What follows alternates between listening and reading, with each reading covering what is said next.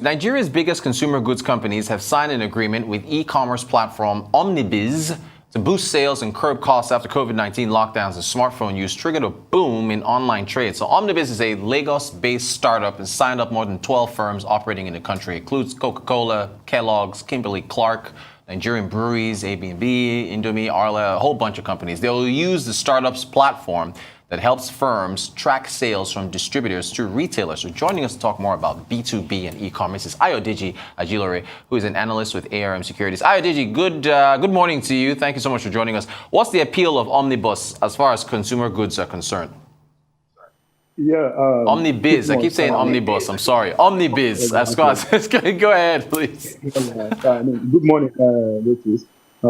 Pretty much, like I've always said, the appeal for these particular businesses that have surfaced in the last 4 to 5 years now, is basically the fact that they offer smart services, right? Speaking of smart services, I speak of smart services in the sense of perhaps creating an environment, perhaps a more automated environment for the movement of goods from these manufacturers to the eventual retailers. And one other part of the conversation is the fact that they also have warehouses in almost every state and town of the federation, in such a way that they are able to reach those places that would have otherwise been difficult for these producers to reach. So in that sense, really, I think basically they are creating a smart environment whereby goods and services can easily reach the retailers. I mean, retailers in this sense being micro retailers that are otherwise not able to, that in the real sense, might not have been able to have access to these products as and when due in the normal climate before these people were marked, right? So don't the consumer goods companies have their own distribution channels? Can't they set up their own platforms as far as trying to get this done? No, basically, that's some of the questions we've been getting, right? But basically, the distribution channels are in existence as we speak. They will still be in existence. But what this services does is that it creates a kind of supplement, a kind of augmentation for the existing infrastructure. So, like I would like to say here, first off, these people have a traditional way of doing their businesses. They have warehouses all across the federation in strategic places from where they move goods to the eventual people that need them.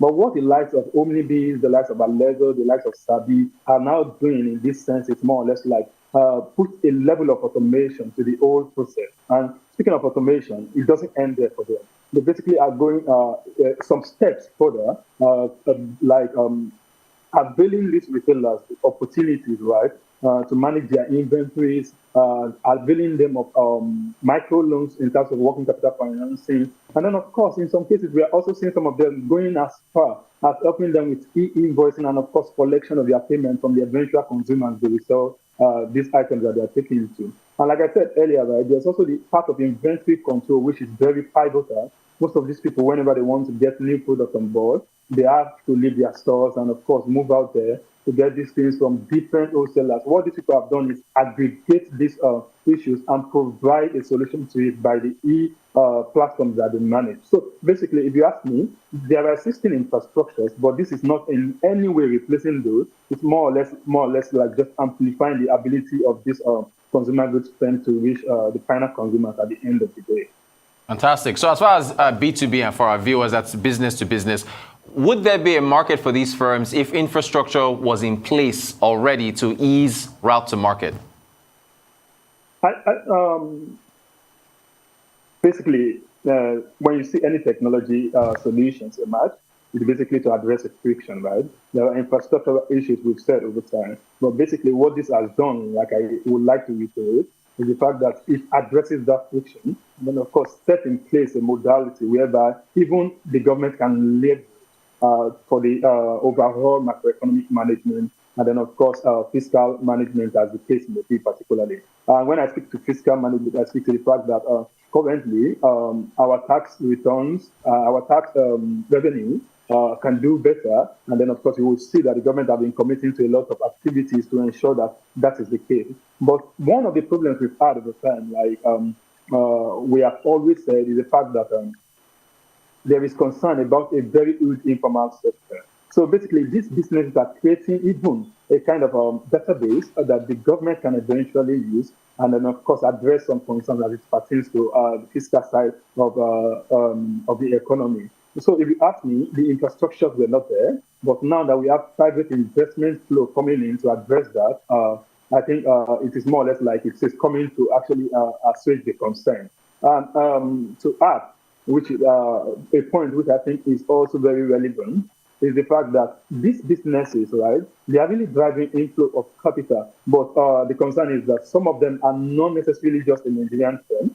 They are firms that actually operate even in other clients, but have their presence in Nigeria. I mean, the likes of Alezo, the likes of Omnibiz can be said to have some level of footprint, big footprint in Nigeria, but the like of Wasoko now, I mean Soko Watch, which originally originated from Nairobi, might not slate to such claims. So overall, right, we are having a system whereby the infrastructures are not there, but of course, technology will always come to address friction, and that's exactly what we have seen in this case.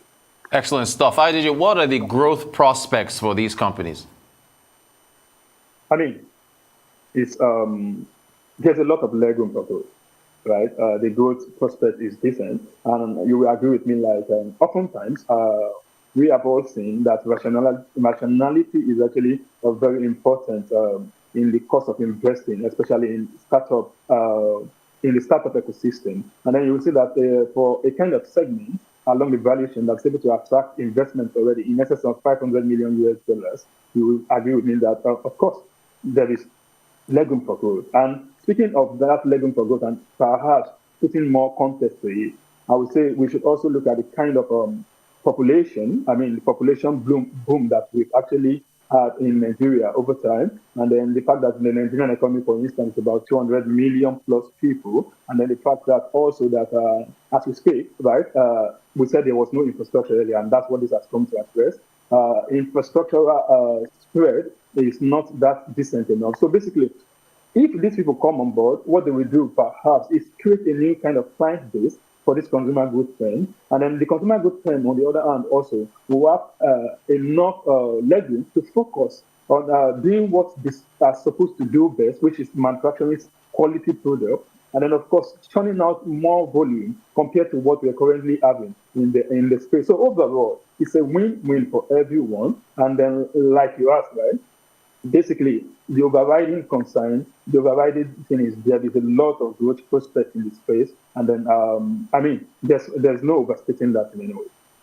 Ayodeji Ajilore, analyst with ARM Securities, thank you so much for joining us to talk about business-to-business e-commerce platforms aiding transition of consumer goods to reach the final consumer in Africa's largest economy. Appreciate your time.